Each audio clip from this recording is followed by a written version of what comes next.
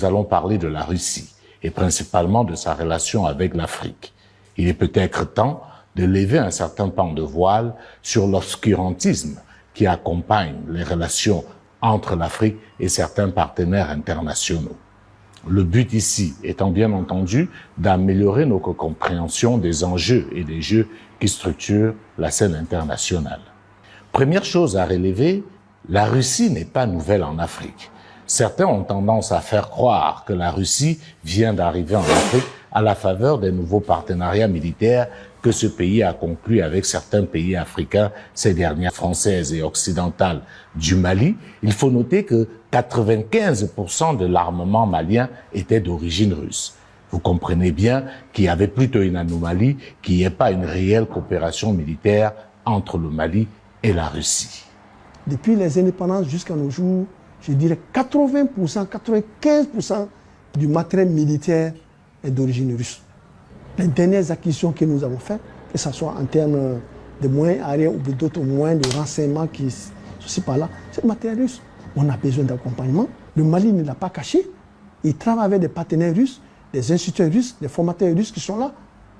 Mais ce qui importe dans le cadre de cette chronique, c'est de revenir sur ce qu'on peut considérer comme le retour en force de la Russie en Afrique. Et contrairement à ce qu'on peut penser, tout n'a pas commencé au Sahel. La Russie fait son grand retour sur le plan militaire en Afrique, plutôt en République centrafricaine. Le 30 mars 2016, c'est l'investiture de Faustin Archange Touadéra, qui vient d'être élu président de la République centrafricaine. Présent à la cérémonie, le ministre des Affaires étrangères français. Jean-Yves Le Drian, représentant de la France à la cérémonie, annonce, lors de la conférence de presse, tenez-vous bien, la fin de l'opération Sangaris, pour la fin de l'année. Cette force française qui était sur place pour le maintien de la fragile paix. Le nouveau chef de l'État est surpris. On ne lui en a pas parlé. Il est sidéré. Comment va-t-il faire face aux nombreuses rébellions auxquelles il fait face? En retirant ses troupes, il est évident qu'il ne va pas tenir longtemps. C'est un nouveau coup dur pour le nouveau pouvoir. Surtout qu'en face, la rébellion gagne du terrain. Pour éviter d'être à nouveau balayée par une énième rébellion dans ce territoire où elle se multiplie au gré des intérêts minéraliers, pour essayer de conserver un semblant de paix dans ce territoire exsangue qui bat des records de coups d'État, il se rend à Paris dès le mois suivant, le 24 avril 2016, où il est reçu par le président François Hollande. Il lui demande de maintenir absolument l'opération Sangaris. Sangaris demeurera en Centrafrique, je vous l'assure, et nous ferons en sorte qu'il y ait, pour aider les forces centrafricaines, le soutien indispensable et la présence de nos militaires pour vous accompagner dans la tâche d'encadrement de l'armée centrafricaine qui est essentielle pour assurer la sécurité. Après cette belle promesse faite avec toute la solennité dans la voix devant la presse, lorsque le président Touadéra rentre à Bangui, le ministre des Affaires étrangères français annonce, quelques jours après, le 13 mai 2016, la fin de l'opération Sangaris. Dans la foulée, le même 13 mai de l'année 2016, le président François Hollande, dans un voyage éclair et surprise à Bangui, rend visite à ses troupes où il annonce, tenez-vous bien, le désengagement militaire de la France en RCA. Il le justifie par les trop nombreuses interventions des forces françaises à l'extérieur, le Sahel, la Syrie, la Libye, etc. Ma responsabilité de chef de l'État, une fois que cette opération a été menée à son terme, et avec le succès que l'on vient de saluer, alors c'est d'y mettre un terme. Il faut noter qu'un mois et demi plus tôt, il avait assuré le chef de l'État Touadéra du maintien de l'opération Sangaris. Quel respect pour son homologue africain. Dès le mois d'octobre, Jean-Yves Le Drian vient annoncer la fin de l'opération Sangaris. Terminé, fini. Pas de bilan, pas de préparation, pas de remplacement. Démerdez-vous. De guerre lasse, le président centrafricain vient voir pour la dernière fois, le 21 mars 2017, François Hollande, et lui demande, puisqu'il est nu, puisque personne ne peut plus protéger la capitale d'une rébellion qui menace, s'il peut lui fournir au moins de l'équipement pour son armée. Une armée qui fait la risée de tous, puisque pour s'entraîner, pour ses opérations, pour les simulations, ces hommes en tenue font les exercices avec des bâtons. Oui, ils utilisent des bâtons comme fusils, pour toute l'Afrique et le monde. Elles ont tellement circulé sur les réseaux sociaux. Alors pour stopper cette situation ridicule et suicidaire, le président Hollande promet 1500 armes à la RCA. Touadéra va s'en contenter. Mais ce n'est pas gagné non plus. Lorsque le président Emmanuel Macron arrive aux affaires en France, le président Faustin-Archange Touadéra s'organise pour être rapidement reçu par lui à l'Élysée, dès septembre 2017. Il veut qu'on lui donne les armes promises. Il les attend toujours. Le président Macron l'informe que les armes sont disponibles, mais que leurs livraisons sont bloquées par la Fédération de Russie, qui a émis des réserves au Conseil de sécurité. Rappelons que la RCA est sous embargo depuis 2013 du fait de la grosse crise de 2012-2013. Le président Touadéra se demande alors pourquoi la Russie peut lui en vouloir au point d'empêcher qu'on lui fournisse des armes pour se défendre. Le président Macron lui recommande de solliciter la Russie pour faire lever le blocus, chose que s'empresse de faire le chef de l'État centrafricain dès son retour à Bangui. Il découvre à l'occasion qu'il existe une ambassade de Russie dans son pays. Il convoque alors l'ambassadeur et obtient le contact à Moscou pour solliciter la levée de la réserve émise par Moscou. Lors de la rencontre à Sotchi avec le ministre des Affaires étrangères russe, Sergueï Lavrov lui explique que la Russie n'a rien contre la RCA, mais qu'elle applique simplement une jurisprudence qui dit que des armes saisies sur un terrain de conflit ne peuvent être à nouveau utilisées, mais doivent être détruites. C'est dans l'application de cette jurisprudence que la Russie a émis des réserves. En gros, à cette occasion, le président centrafricain découvre que les 1500 armes que la France voulait lui livrer étaient des armes qui avaient été saisies.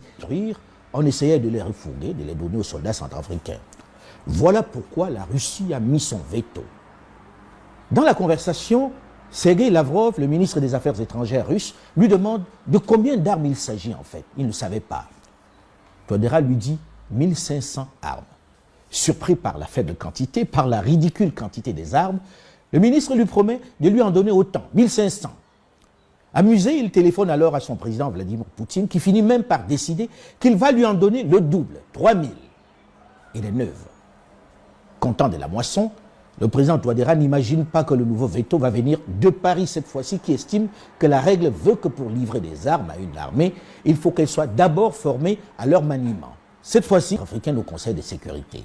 C'est ainsi que pour lever la réserve, la Russie propose de mettre à disposition des instructeurs russes pour former les soldats centrafricains sur l'utilisation des armes neuves qu'elle met à sa disposition. Des notifications sont adressées dans ce sens au Conseil de sécurité. La Russie va même indiquer la composition des instructeurs. Tout est donc fait et mis à la connaissance des États membres du Conseil de sécurité. À la livraison des armes notifiées, tous les États membres du Conseil de sécurité accrédités à RCA sont présents. La France, les États-Unis, la Chine, la Russie, le Royaume-Uni via la représentation de l'Union européenne. Voilà comment la Russie entre officiellement en République centrafricaine. Alors il faut dire que Faustin-Archange Touadéra arrive au pouvoir. Visiblement, il n'est pas le choix de Paris. Et Paris décide de le sacrifier. J'ai pas d'autre mot. Faustin-Archange Touadéra est abandonné à lui-même. La République centrafricaine, comme on le sait, est dans le chaos. N'a pas d'armée. Le chemin est simple. Avec le départ de Sangaris, la voie est laissée libre au groupe armé pour venir perpétrer un coup d'État et renverser le dirigeant qui n'avait pas été choisi. Mais seulement, les choses ne vont pas se passer ainsi. Et est prêt à offrir ce que seule la France offrait jusqu'à présent. Il faut relever que pendant plusieurs décennies, la France a fonctionné avec une forme de chantage à la sécurité vis-à-vis de certains dirigeants et de certains pays africains. Étant l'une des rares puissances, l'exemple le plus patent, c'est bien entendu celui du Tchad, où à plusieurs reprises, des rebelles se sont retrouvés aux portes de N'Djamena, et c'est à ce moment-là seulement que la France a décidé d'intervenir. Vers une intervention et sauver à plusieurs reprises le pouvoir de l'ancien président Idriss Déby. Avoir des bases militaires, être présent, fournir de l'armement. Et c'est à ce niveau-là que les autres pays... Ce rappel était pour nous indispensable, pour qu'on se comprenne très bien. La Russie n'est pas en Afrique par philanthropie, par amitié. Non, la Russie est en Afrique, comme toutes les autres puissances étrangères, pour la sauvegarde de ses intérêts. Il s'agit pour les Africains maintenant de faire la part des choses et d'avoir la possibilité, ayant désormais le choix, de choisir avec qui travailler. C'est dans ce contexte particulier que les nouveaux dirigeants du Sahel vont à nouveau se retourner vers la Russie, dessus de leur partenariat avec notamment, tant pour nous aujourd'hui, avant d'aller plus loin, de comprendre très bien ce qu'il y avait avant. Aujourd'hui, on tente à faire croire que la Russie n'a pas fait mieux ou ne peut pas faire mieux que ceux qui étaient là avant. Alors j'ai envie de dire, il y avait quoi que celui qui était là avant leur arrivée? En d'autres termes, avant l'arrivée de ces puces, ce n'est pas moi qui le dis, les faits sont là pour le démontrer. Nous, Mali, après plus de 10 ans qu'on a passé, avec pratiquement, le pays a été presque un laboratoire, tout a été essayé au Mali. Nous avions toutes les organisations internationales, nous avons tous les partenaires, nous avons tous les pays, nous avons presque toutes les armées du monde qui étaient représentées au Mali. Pendant 10 ans, ça n'a pas donné les résultats escomptés. Et pendant ces 10 ans, presque, on peut dire que notre souveraineté a été bafouée.